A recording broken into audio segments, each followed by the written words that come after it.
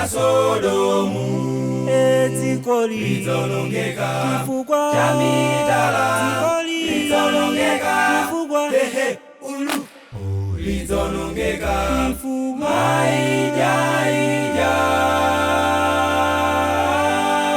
Hello everyone, this is Ken and Savala from V&V Media Solutions Limited. Nkani minute nayo ndio kuza tulokani EP launch kutoka kwanza to Mdeka Future Advertisement.